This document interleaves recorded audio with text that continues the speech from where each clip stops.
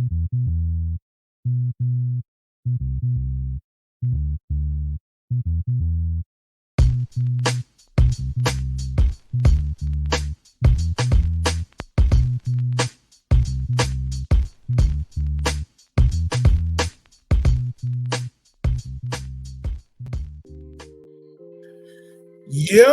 what's going on, everyone? Welcome to this week's episode of Can I Kick It FC.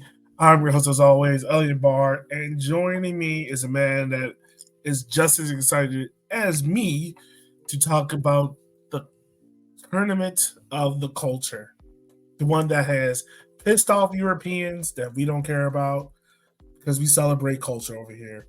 It's AFCON. It's Shanir. How are you doing, sir? I'm doing good. It's going to be weird watching a lot of those European leagues with all the frustration of all the players missing at AFCON and the Asian Cup. So I don't care because AFCON, there's always some fireworks at AFCON. There's always some craziness that goes on. So I'm here for it. Right, 100%, man. And just to speak to that, like, of course, a lot on social media and stuff, I've seen a few European writers and whatnot kind of frame this tournament. Is not looking at it as like what's the benefits that are going to come out of AFCON, or like what's the good things that are going to come out of AFCON, like how they would for like a Euros or a World Cup or even a Gold Cup. It's more so of these big players are missing. How would these impact the European teams? How would it impact European teams going forward? Looking at African players. And it's just like, yo, like AFCON and Asia does not have to revolve their football tournaments around Europe. Like, they just don't. And that's where I stand with it. Yeah, I think one of the biggest issues is climate issues. Because when you look at the other major continental tournaments, they can afford to happen during the summer. Mm-hmm. Most of Africa cannot afford to be having soccer games out in that heat during the summer, and the same with Asia. A lot of Asia is in the Middle East, and you try and have a game in the. That's the reason why Qatar's World Cup was in the winter. So, at the end of the day, the Europeans are just going to have to face the music with regard to that. Now, there are a lot of clubs that I think, since this is something that happens fairly often, I mean, not fairly often, but this is something that is part of the game. There are certain clubs that may shy away from acquiring African players or acquiring Asian players because especially top name players, because they're thinking, okay, if we're relying on this guy to get us through, a lot of times seasons can turn in January. You know, a team season can go from you're out of the running for Champions League to you're in the title race or the other way around. So it just comes with the territory. At the end of the day, we live on a round sphere where weather is different at different times of the year for different people, and we're just gonna have to deal with it. Right. And the main reason why they, like you said, like alluded to, like the main reason why they switched this tournament from the summer where it was supposed to be, because if we go back to when they had it, I believe it was in Cameroon in 2021, they switched it because of the rain season. This time it comes to Ivory Coast. They realize, like, hey, look, we can't play this during the tournament because if we do, we will get flooded out at every stadium. Like, there's no way we can play this. So they're like, all right, let's switch it to the summer. We switch it to the winter. I think when it gets back on track, I want to say 2025 is Morocco, if I'm not mistaken. And there they'll be back during the summer. But for this tournament, it's in the winter for this reason, which I personally don't mind. Like, I actually kind of like this.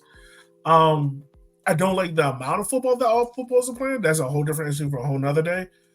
But I love the fact that I love the fact that Ivory Coast is hosting it, and there's a lot of history in this tournament.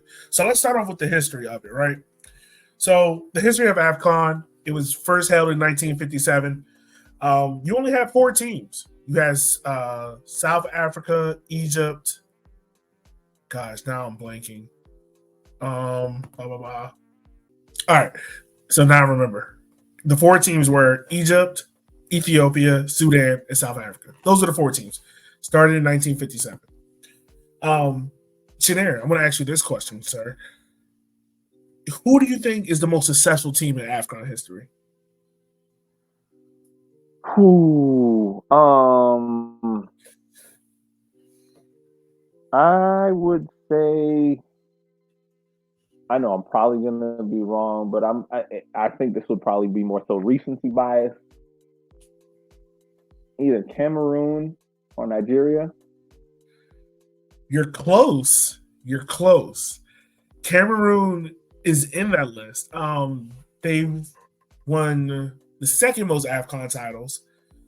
Egypt has won seven AFCONs.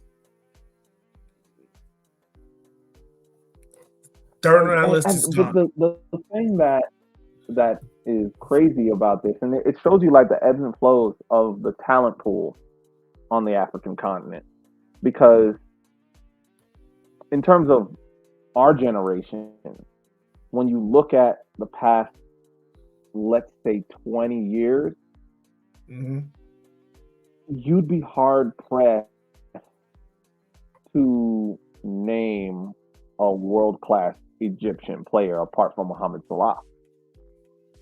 But you look at the Nigeria, the Senegal, the Ghana, the Cameroon, you're looking at, I mean, I could name some off the top of my head: Okocha, Asamoah Gyan, the Ayew brothers, Eto, Mane, but there aren't that many that come from Egypt. So it's really crazy how the ebbs and flows. But then right now we're going through a period where Nigeria hadn't been doing that well for quite a while. Yeah, no. So this is and I can't even claim to know this fact, right? Because African football is something that I really want to get more into and learn more about. So I've been, I love listening to podcasts. So I came across this podcast. He was on the Total Soccer Show. His name is Maurice Myers, I believe. If I misquoted, I'll put it down in the description notes so I can link you to this podcast because it's amazing. It's called African Five-A-Side, right? And pretty much what he did is, so you know how Total Soccer Show does like the group breakdowns of like every team in the tournament? What he did was he talked to a journalist that is covering each team in the African Cup of Nations in like 15 to 25-minute podcast. My apologies. So I was listening to this podcast and I was really listening to the Egypt episode. And they were talking about how the reason why Egypt has been so dominant at AFCON is because, and the reason why, like Shanair, you just alluded to, why we don't hear so much about their like stars that plays outside of Mohamed Salah. Before him, you didn't really hear a lot about Egyptian players on the world stage. Is because Egyptian players didn't have to leave Egypt. Like Egypt is quote unquote, besides South Africa, is maybe like the number 2 league or number 1 league, depending on how you look at it, of world recognition in Africa, right? Like we're talking about big clubs that are mainly like the big clubs in Cairo and whatnot. And those are the teams that dominated AFCON because they were mostly built out of those teams. So like I said, they won 7 cups. Egypt, Cameroon, Ghana have the most titles in AFCON history. Ghana has 4. Cameroon has 5. Cameroon last won in 2017 when they hosted in 2021. Also, Shanair, this is a cool fact. So I found this out. This is the first tournament which there are no debut teams. So everyone who's been in this tournament has been here before. There's no new teams in this tournament. Wow. Yeah. So that's kind of like cool. That's saying something because I think a lot of people may not realize that there are quite a few countries on the African continent. There are a lot of countries on the African continent. There are a lot that a lot of people probably don't know about. But to see that this is the first time that there has not been a new country coming into it that has never been in it before, that goes to show, again, it goes back to the what I was talking about with the ebbs and flows of the talent pools all around the African continent, which is pretty crazy. Yeah, no, it is.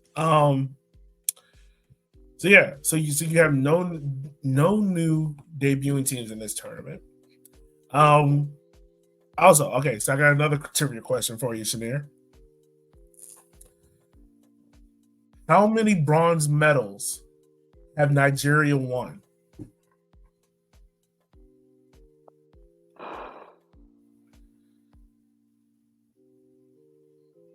I know that I'm gonna have a lot of my Nigerian friends who are gonna be mad. They probably don't want you to know this, so don't be mad. They're gonna be mad at me about saying this because they've choked too many times. There have been a lot of times that they've been the favorites and they've just choked. I want to say probably 6 or 7 times. You're close. 8 times. 8 times they have finished bronze. Not even runners up. They have finished bronze. So that shows you, like, this Nigeria team, like, I always feel like the teams that are Africa that we always, and for good reason, like, we always look to and be like, all right, like, we're going to talk about today's episode about AFCON, and like, who do we expect to win the tournament? And I always feel like we throw Nigeria, Cameroon, Ghana in that mix, right? They're somewhere there. Yeah. And when you look at this Nigeria team, they somehow fall short. Like, they're not even a bridesmaid. They are like the third bridesmaid. Like, they're the bridesmaid that you invited because you're like, oh, snap. I remember we hung out in college. You want to be my bridesmaid? Like, that's who Nigeria is. Oh, gosh. That's who Nigeria is. So, yeah. So, you have that. This is another cool stat. The host nation has not won since 2006, who was Egypt. And the last champion to repeat was 2010, Egypt. By the way, if you're wondering why Egypt has 7 AFCON titles, mostly because of this period, but they won 3 back-to-back in this time period. 3 back-to-back. So, matter of fact, like I was talking about the podcast at African Five-A-Side, they were talking about Mo Salah. And they were talking about how Mo Salah, like a lot of Egyptians, like they look at Mo Salah. It was kind of like it was a cool conversation. It's kind of reminding me of how we're starting to have the conversation now about Christian Pulisic. And I promise this won't be about the U.S. Like, this is the only American point we'll make. But about how generations are looking at Pulisic career and trying to judge it with like someone like Landon Donovan or Kobe Jones and be like, well, he done this great, but he hasn't done this for that. Those arguments, right, Shanir? Yeah. Well, for Mo Salah, they recognize him as being the greatest Egyptian player of all time. But, and this was really interesting, they don't recognize him as the most important to the Egyptian national team history because he hasn't won a title with Egypt yet. Yeah. So for them, it's like, all right, cool, you got us to the World Cup. Great. We hadn't been there in a long time. That's awesome. Awesome. You're doing these great things for Liverpool. You're the first real big Arabic, soccer player. That's amazing. But you got to win this AFCON. It is always like, now that's pressure that, us that haven't really looked at AFCON and not previously, now looking at it and be like, oh, snap, like, Can he win AFCON? Can he bring home a title? Because it's been a while since Egypt won one. So that's something interesting there as well. Yeah.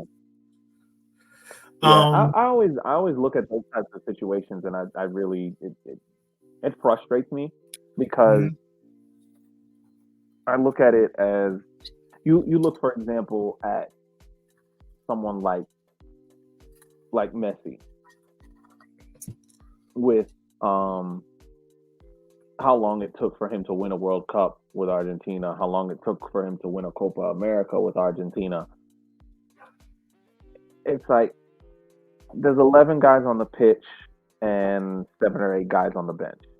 And we need to remember that it takes all 11, including a remaining 7 or 8 on the bench, to actually do something. Oh yeah, 100. You know, they say attackers win games, defenses win tournaments.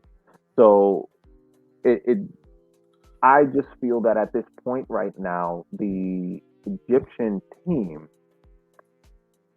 is not at the level to provide Mohamed Salah with what he gets at Liverpool to make him so successful.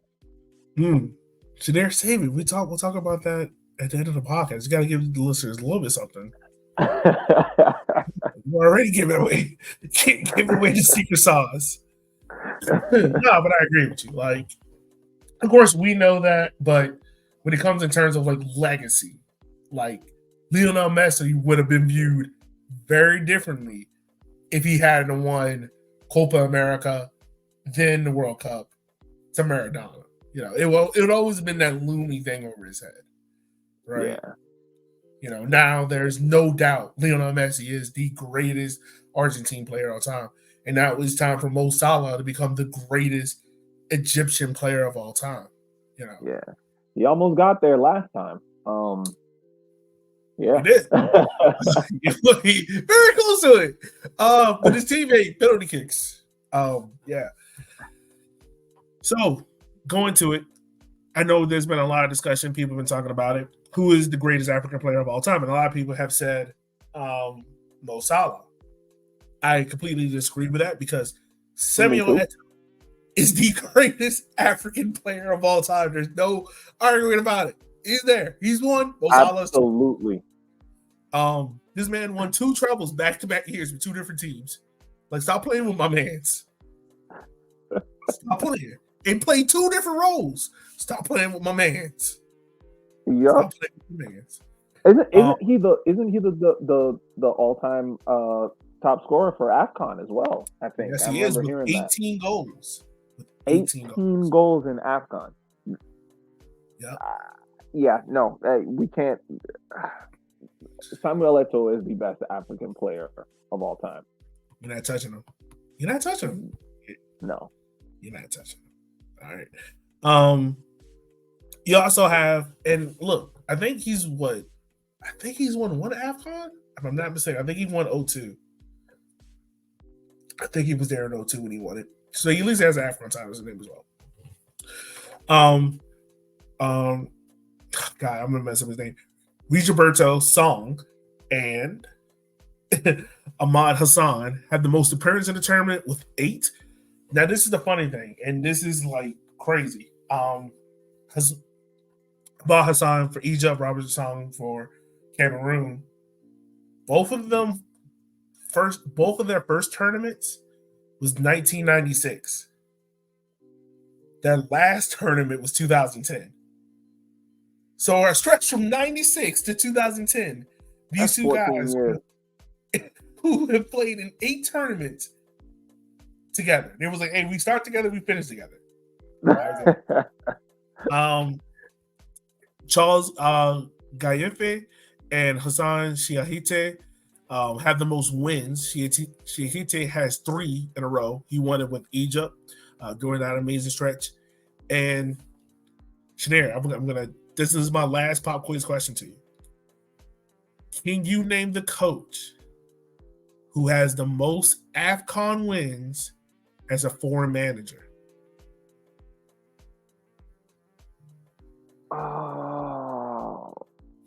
Like AFCON titles or just wins in the tournament? Well, like won the tournament. Okay. They won it twice with two different teams. Once in 2012 with Zambia, and once in 2015 with Ivory Coast. Oh, um, the Fox in the Box, Lana. Yep. I forgot his first name. Harvey Renard. Rena. Ever The Rena, yeah. tightest shirt ever. The tightest shirt ever worn. He doesn't fit into his shirt. His shirt fits into him. That's actually. But yeah, that's the history of AFCON, man. I mean, like, this is a tournament in which I think we can all agree about. I think the greatest thing about it is the surprise factor of it because we aren't that familiar with it. Like with the Euros, we know because everyone watches European football. It's hard to not escape it because of the media coverage and the coverage around it. Gold Cup, we know a lot about it because we live here in America. You're Haitian, I'm Jamaican. We live and die over the Gold Cup. Even though Americans probably not care about it, we care about it because we're like, we can win. Yeah, This is our World Cup. This is our chance. It's a chance. Copa America, we know a lot about it because of the Latin Americans and once again the media covers all that stuff. AFCON, to be honest with you, if I feel like we're special and a lot of other people are special because you've listened to the podcast, you probably do. The media coverage is not always there for AFCON. And a lot of the times, like we stated before, the coverage of these teams and this tournament is something that is negative, right? It's kind of like of a hindrance of the European teams or a lot of the stories that, I've heard are when European writers come down there to cover this, they're covered from a standpoint of, well, what are you doing for your next European? It's a lot of European focus. What are you doing for your next European move? How are you going to be ready for your club side? Not so much what are you getting ready to do for your country and your club. And I'm really excited for the tournament for this aspect also because we might not know a lot about these teams outside of like culture stuff, but on the field stuff, I know it's going to be amazing because I remember the last AFCON and how crazy that was. I think one thing that we are seeing a lot more of also now is you're getting this is kind of a domino effect of the growth and the competitive nature of the European countries. Yeah. Because you look at a lot of the European countries, like the likes of England, Germany, France, the Netherlands, to be on the national team, the competition is increasing every year. When you look, for example, at France, I mean, how do you make that squad? Who are you pushing out of the way to get on that squad? So because of that, you have world-class level players who still aren't good enough to make these country teams like England, Germany, France, who are now going to their diasporic roots and saying, I'm going to go represent my mother's country or my father's country. And with that, you're getting a lot of these African nations that are getting an influx of serious talent. And unfortunately, it's a second choice talent thing, but the level is increasing, and it's kind of a tide. The tide raises all ships because those European teams are generating the European clubs are generating more money, generating more talent pools. Therefore, those nations are generating more competition to make the national team, and you have a lot of you're not having as much of the situation like the Boateng brothers. You have one who's like, all right, I'm going to go for Germany. The other one's like, all right, I'm going to represent my home country. But now you're having a lot more that are representing their home countries, not only because of I don't want to bring it up, but let's talk about how immigrants are being treated in Europe right now. That's one reason. And secondly, because it's a lot more competitive to make those teams. So that means the caliber of players that are saying, all right, I'll go and represent Nigeria or Ghana or Cameroon or Cote d'Ivoire. There are a lot higher level players that are deciding to do that. So it just creates a more dynamic tournament of a lot more fireworks, a lot more craziness going on in the tournament with the talent level. Yeah. And I mean, like, by the way, if you want to learn more about the Boateng brothers, go back in our play log where you can go listen to our episode, the Boateng brothers with Top Soccer. Listen to it. It's great. But with that being said, I had to put in a plug real quick. With that being said, man, I mean, like, we talked about it on nauseum about it, but a lot of African players will try their hand if they do have European citizenship. We'll try their hand in Europe, right? They will try to see, like, hey, can I make the French squad? Can I make England? Can I make the Netherlands team? Belgium, Spain, Portugal.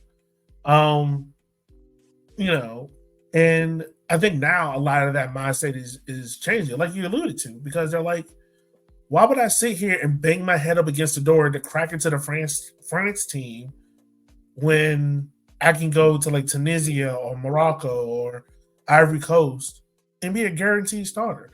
Me personally, I am a firm believer in go to where you are wanted, get paid, and play. Yep. Doesn't matter the level. If you can check more those three, it's worth it. Yeah, because it's better than you ending up being a bench warmer. I made the French national team, but I'm never going to see the field. Like, how does that help you? It doesn't. As opposed to, okay, I'm going to represent, or I don't know, Cameroon, Senegal, Sierra Leone, whichever, and you're playing every game, and you are a key element to the strategy of the team, to the formation and whatnot. Right. It's a no-brainer that you would choose that. So again, going back to what I'm saying, it's like you're looking at a higher level of players that are having that choice now. Right. And that's exciting. So, all right, how we're going to do this so we're not taking all day talking about one group is we're going to do 2 minutes per group. We're going to start off with Group A. All right. So Group A, I'm going to start the timer. Group A, you have Ivory Coast, Nigeria, Equatorial Guinea, and Guinea-Bissau. Did I say that right, Shanair? Guinea-Bissau. There you go. See, that's why you're the French speaker on the team. So let's talk about this too. Me personally, like I'm going to be tuned in for that second game day experience between Ivory Coast and Nigeria. Like that's going to be a fun game. That'll be the game of that group. I think that group is going to be those two, and that third position will be a toss-up between the two Guinea. Yeah, the two Guineas. Also, the other thing about this tournament that is cool, well, not cool, if you want to look at it that way, the third place team from each group, the best third place team, I think is the top 4, I believe, move on. Right, so even if you finish third place, it doesn't mean you're automatically eliminated. Ivory Coast has a plethora of talent. They're a team that might kind of underachieve. Same with Nigeria. Like these are two teams that have historically underachieved at AFCON. Like we mentioned before, Nigeria having the 8 bronzes and whatnot. Any big players in this group? For me personally, I think Victor Osimhen is a standout player. Like absolutely, he is that guy. I think in this group he is the biggest name. He's the biggest name in this entire group, which is why I feel that there is a possibility that Nigeria is going to top this group, because Ivory Coast have struggled to produce a high level talent ever since the days of DJ Drogba. They have Kosunu, who plays for Leverkusen, who's a defensive midfielder, which is key because, contrary to popular belief, that's that's the position that makes a team tick. If if you need some reassurance, ask Leicester, ask Chelsea with regards to N'Golo Kante.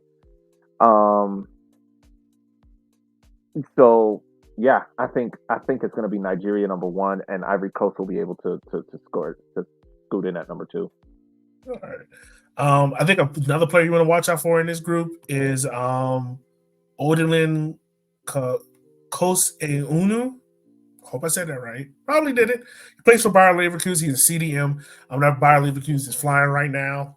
But I agree, Shanair. I agree with you. I think it's Ivory Coast 1, Nigeria 2, and give me Equatorial Guinea 3. I think it finished the way how it's kind of lined up now. All right, so that's 3 minutes there. We'll move on now to Group B. I gotta remind myself, I gotta stick with this timer because, like I said, we will be 10 minutes onto this. All right, starting timer. All right. So Group B, we have Egypt, Ghana, Cape Verde, and Mozambique. Now, obviously, the name that's on everyone's lips is Mo Salah. We already talked about it at the beginning part of this podcast. Ghana, you have the endless wonder of Andre Ayew. The Ayew brothers are back. We did research before the podcast and found out that, dang, Andre Ayew has been playing for a long time. Didn't realize he was in the 2010 World Cup. He was there in 2014, 2022. This man might never retire. And he's only 34. I swear I thought he was like 38. Cape Verde, they're a team that I'm not too familiar with, but I've heard there's a lot of great talent on this team.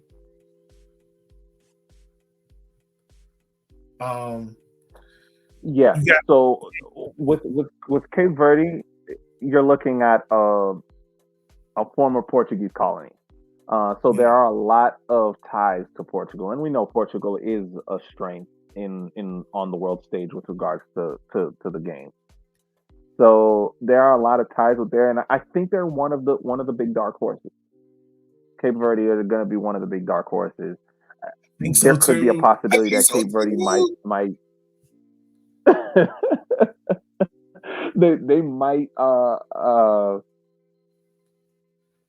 they might give Ghana a bloody nose if Ghana's not careful.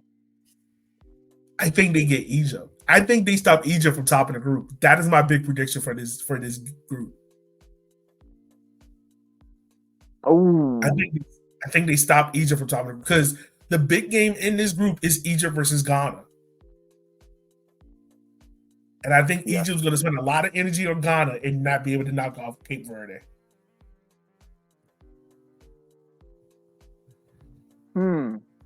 Just saying. That is a possibility. Because Ghana, yes, they have the AU brothers, and that makes the squad very top heavy. Seem very top heavy, but Ghana has a pretty balanced squad in terms of the talent that they have across the board, going from back to front. So, so they're gonna be a tough nut to crack for Egypt. But I just feel that Cape Verde is very much an unknown, and I think they might have a possibility to do some damage. They're going to be party crashers in this group, definitely. Yeah. Mozambique and Cape Verde, they might be fighting out for the third place spot. I just think Ghana and Egypt are too top heavy to miss out on this part. But it'd be interesting to see. So we'll see. Oh, Shanair, I didn't ask you. Who do you think wins the group? This group, even though what you said with regards to Cape Verde, I still think Egypt are gonna get the top. You think so? Okay. I think that you're looking at an Egypt that's riding off of making it to the finals in the last AFCON. I think they're going to top the group. And it's only after that we'll see, okay, now Egypt, what can you do in the knockout stages? Fair enough. All right. So I got, of course, Ghana, Egypt, and Cape Verde. I'll go that way. All right. Next group. Let me start the timer. Where's my timer at? See, this is what happens, folks, with technology. It goes away from you. All right. We have Group C. We have Senegal, Cameroon, Guinea, and Gambia. Senegal is, of course, coming into this World Cup. Sadio Mane, Edouard Mendy. It's a plethora of talent, right? Even so much that I'm losing my train of thought trying to think of all the talent. And it's on this team. Cameroon, on the other hand, I kind of feel like they are the adverse of Senegal, where I feel like a lot of their talent is aging out, and you're getting a lot of new talent starting to come in. Yeah, talent that hasn't quite been proven yet. Yeah. The biggest name they have is Andre Onana, to be honest with you. And we will not talk about him on this show for various reasons. Yeah. And going back to one thing we talked about earlier, with regards to one of the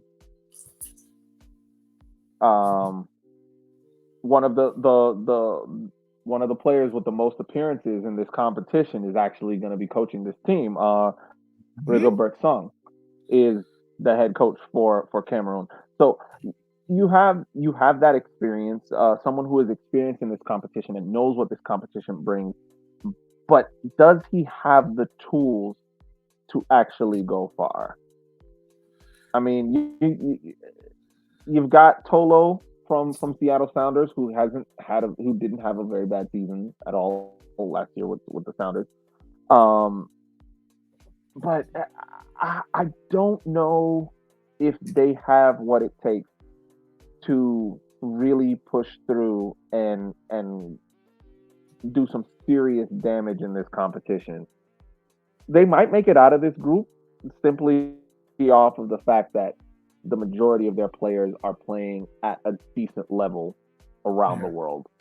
And they have a legend as a head coach. But I think Senegal are winning this group fairly easily. Yeah, me too. I think Senegal is winning this group. I think Cameroon is going to struggle to get out. Once again, I don't know what it is. The second match day is like the day of which like all the funness is happening because Senegal and Cameroon play each other. Yep. On the second match day. It's weird. Conspiracy theory. The second match day is the day that everyone needs to watch. But I think Cameroon struggles to get out this group.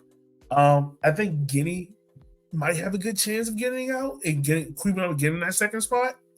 I think Cameroon might fall into that third place spot for me there personally. And look at us doing that under 3 minutes. We're good at this. You got to make sure to do this for River City 93. Got to make sure. Which, by the way, if you want to hear more about the just random plugins throughout the show. All right. So for Group D, this is what you have. You have Algeria, Burkina Faso. I'm gonna struggle with this one. Martinica? Mauritania. I wasn't even close. Mauritania. Thank you, sir. Okay. See that once again. That's why I have you on the show. And Angola. So something else I learned today while doing my research for this podcast: Angola is a Portuguese colony. Angola has a lot of players that played in Portugal. Angola is a dark horse. All right, just hear me out. And I just need you to go along with this ride with me. Angola tops the group. But they only have one win. 2 draws and a win.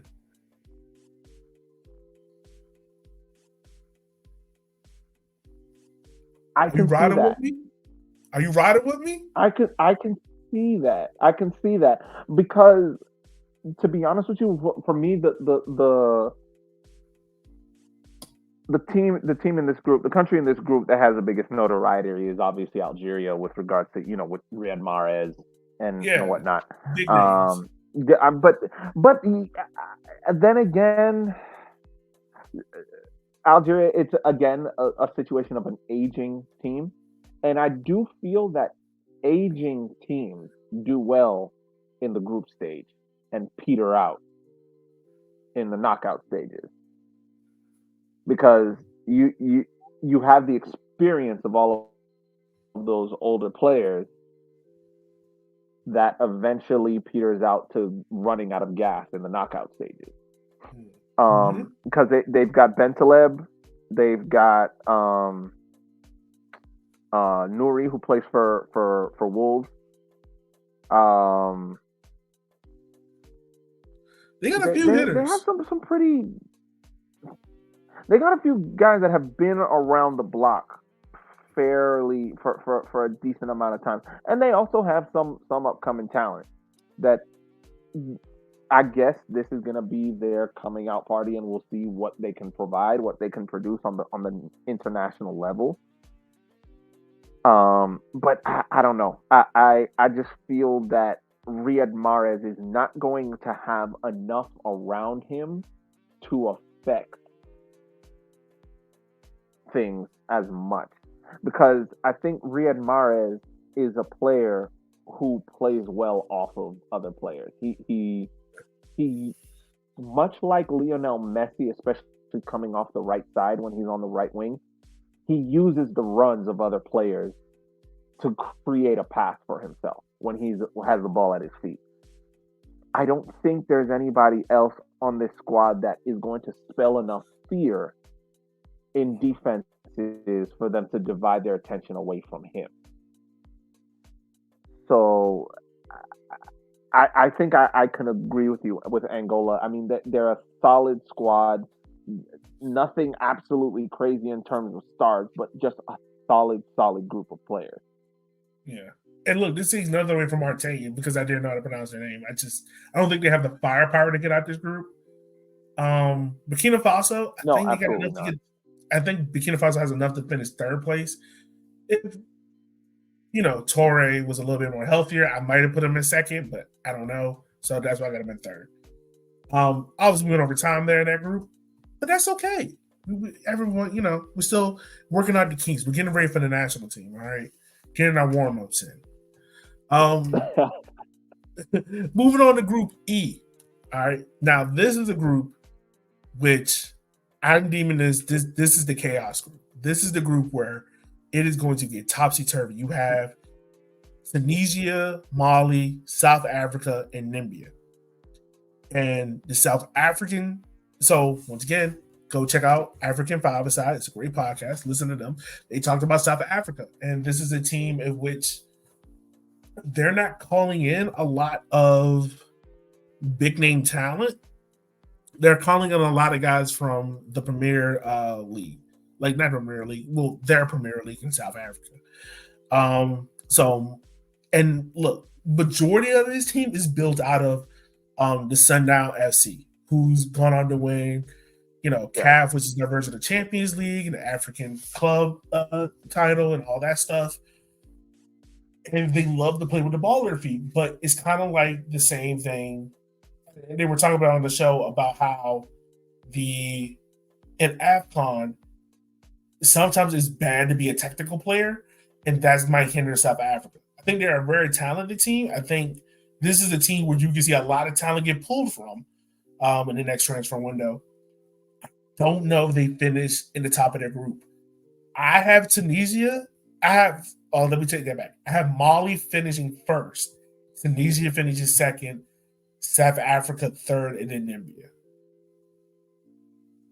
Yeah, I think out of these four clubs, Namibia is going to be the one that's going to They're here.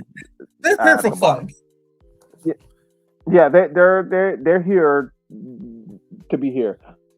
Yeah. But I think I can agree with that. I think between Tunisia and South Africa, it's going to be a battle between second and third for those two. Yeah. Because like you said, with regards to South Africa, I honestly think South Africa is going to be a dark horse simply because of the fact that a majority of the team is coming from one club. And also the head coach, Hugo Broos, has a lot to prove. He's coming with a chip on his shoulder. He's coming into this tournament trying to prove something with this team. So they're gonna push to make sure they make it out of that group. Is it gonna be in second or third? I don't know. Yeah. Oh, by the way, we didn't say it. I forgot the most. I think the match that you need to watch in the group previously we talked about in Group D, is probably the last group day where you have Angola playing Burkina Faso and then Algeria playing Martinica. Just because that's going to determine who gets out of the group. And I think that's very much the same thing in this group as well. I think the last match day is going to determine the order of this group. Like, there's a situation we could walk into where Mali's 1, Tunisia is 3, South Africa's 2, and end the day with all over the place and flip flop. And one of these three teams actually miss out, you know? Yeah, I think. Yeah, I think this that game day is an opportunity for Namibia either to be kingmaker or king killer. Yeah. Depending on how they play in that last game. They can really affect how the table looks, even though I don't think they're gonna benefit from it at all in any way, shape, or form. Yeah. It's gonna be interesting. It's gonna be interesting. I'm definitely going to be checking out that state. Also, because that is the week of my birthday. So I definitely will be watching that. Nice. Group F, man. We got Morocco, DR Congo, Zambia, and Tunisia. This group, I'm going to be real with you. I think everyone is going to say Morocco's getting out of this group. So then you kind of look at it, it's kind of a toss-up between DR Congo, Zambia, and Tunisia. Who makes it out of this? If I had to pick, I'm going to go Morocco, DR Congo, Tunisia, Zambia. I think Zambia misses out. I think Tunisia gets the third place based on draws. I think all DR Congo need to do to get second place, I think, is just win one game. Beat Zambia or beat Tunisia, you're in second place. That's true. I don't know. I have a feeling Zambia has what it takes to battle for that third spot. You think so? And put a little bit of pressure on Congo. But I think it's going to be Morocco, Congo. I actually think Zambia is going to get third, and I think Tanzania is going to be the one that's going to be. I think they're the weakest link in this group. Okay. Yeah. Now, the thing about this Morocco squad that is so fascinating is because this is going to be a very different tournament than the World Cup, in which the World Cup, they were able to play tight, play in a 4-2-3-1, very tight, pretty much give the ball to the opposing team, counter and pace, put crosses into the box. Like, I still remember El Nassiri jumping up over the Portuguese backline to put a header in. Still remember that. But in this group, it's going to be very different. They're going to have the majority of the ball. Like, DR Congo, Zambia, and Tunisia are going to be like, you have the ball, you have 80% possession, and you figure out how to beat us in the low block, and we'll play for this draw. Like, that's what Morocco's going to encounter. You can't go into this thinking about they're going to be the underdog. It's not happening. Yeah, and another thing is one of their top players is actually coming off of an injury. I don't know if he's going to take part in the Mazraoui, who coming out from Bayern with an injury. I don't know how much of an effect he'll have, and he's a key player. Of course, they have Amrabat.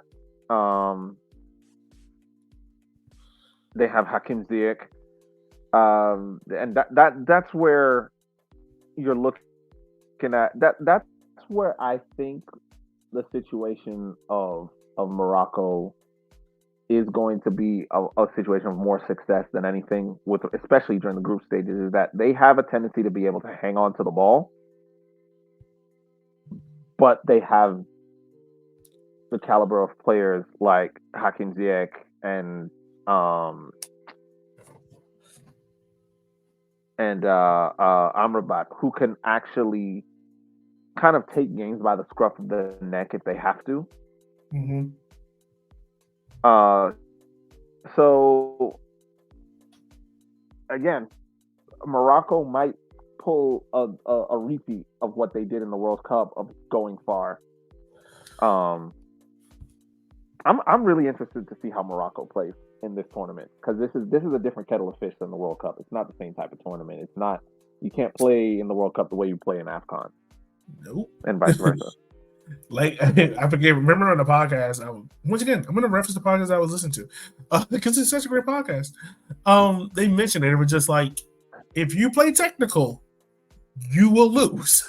So pretty much, whoever plays the roughest brand of soccer wins. Not saying technical soccer doesn't win you this, but I get their point. Like, you can't walk into this all pretty. You got to learn how to play AFCON. It's pretty much like how to play CONCACAF. So, Shanair, yeah. let me ask you this before we wrap up: who wins AFCON? Who wins AFCON? That's tough. That's a tough one for me. Remember this fact, because I'm gonna throw this out there to you again. So in case you remember this, where is it? Since 2006, no host nation has won. So Ivory Coast, and no champion has repeated since 2010, and that's Senegal. To be honest with you, I don't see Senegal repeating. I see them going deep in the competition, but I do not see them repeating. They have a solid goalkeeper. They have some solid defenders, but I do not see them repeating. The likes of Sadio Mane is getting up there in terms of years. He's not that old. He's only 31, but there's a lot of mileage on those legs. And we need to remember that the last time, during the last AFCON, he's fresh out of, I think he's just arrived at the. No, he's still at Liverpool. He's on a high. He's playing extremely well at Liverpool alongside Mohamed Salah and the Brazilian Firmino. Firmino. But this is going to be a tough one. Nicholas Jackson is probably the biggest high profile name on this squad, and that's saying something. With Sadio Mane on the team, it shows how much Sadio Mane has come down ever since going to Bayern. Nicholas Jackson has done a decent job at Chelsea. I wouldn't say he's been lights out at Chelsea. Well, I don't think anyone's been lights out at Chelsea, to be honest with you, but that's a different conversation. So I don't see Senegal doing a repeat. Egypt, I think they still do have a lot of the same names that were there that brought them all the way to the finals last time. There is that possibility. Mohamed El Neni has not played that much at Arsenal this past season, so there may be an issue of lack of playing time, lack of practice. And this is a tough one. This is a really tough one. Who you got, Shanair? I know that like they said on that podcast that you were talking about, that you don't win AFCON if you play technical. But I don't know, the team that looks like it has the least weaknesses is Morocco. And I think in terms of tournaments, it's not the team that has the most strength. It's the team that has the least weaknesses that wins. So, yeah, I think I'm gonna go with Morocco. All right, folks, I'm gonna make this real easy for you. There was a dissertation about who you picking. I'm gonna go real easy for you. I got Senegal. And I got Senegal for this one reason. Why? They have the most depth. They have the most depth out of everyone in the tournament at key spots. Every other big team that you want to talk about, Morocco, Ivory Coast, Senegal, Cameroon, Algeria. There's some part of the team that's weaker than the others that isn't able to hold up to the rest. You look at the Senegal team. I mean, Edward Mendy's a more than decent goalkeeper. He's won a Champions League. Koulibaly. You also have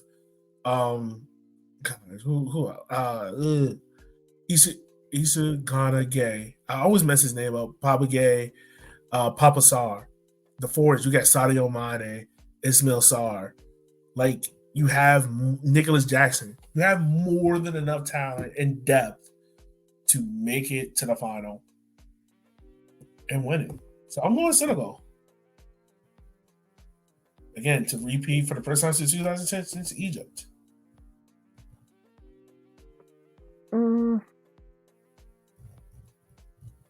right, I can see your argument. My biggest thing is Senegal like to play with a front three. So if they play with a front three, those three guys you just named, Ismail Assar, Jackson, and Mane are most likely starting. Yeah. Apart from Iliman, who else is coming in if one of those guys needs to come off? Because I don't see Sadio Mane being able to push through this entire competition playing every minute because he does not have the legs he had before. So who's coming in? Because the other guys that they have is a big drop off from those top three. I just said it, Simba. From he's at loan at Rangers. That's the thing. Like, but the thing is, when I look at Simba, the thing about it is, you're not replacing what Mane gives you. You're not replacing that. You're not. Absolutely not. But it's about the other parts around him that can pick up and do other things, right? Like if you were to take Salah off of Egypt attacking wise will fall apart. We've seen it completely. Absolutely, right. Yes. If you take Ghana and take Kudus off of that team, midfield breaks down, right?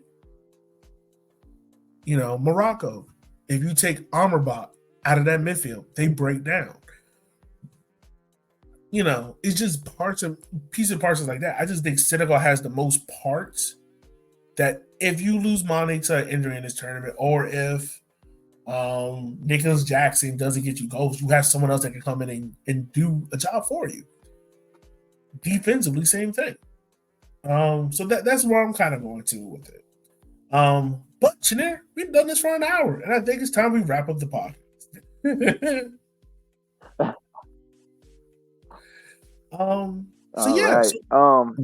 This is anything you want to say before we wrap up, sir? Yeah, no, I was just gonna say, like, this is really gonna be a toss up for me. I'm saying Morocco because I'm thinking of 2006, Italy wins the World Cup with no like big name stars on the team, just a solid squad.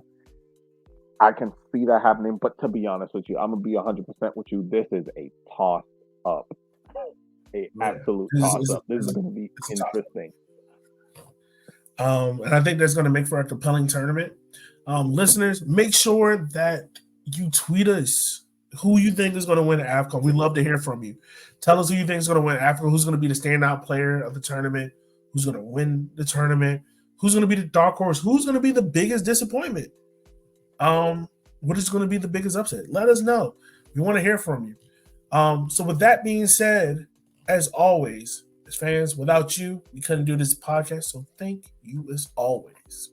And with that being said, for Shanir and myself, remember, support AFCON, watch AFCON, and enjoy it. because the day of the final, February 11th, is the same day of the Super Bowl. So if you can watch the Super Bowl, you can watch the AFCON final. Enjoy, folks.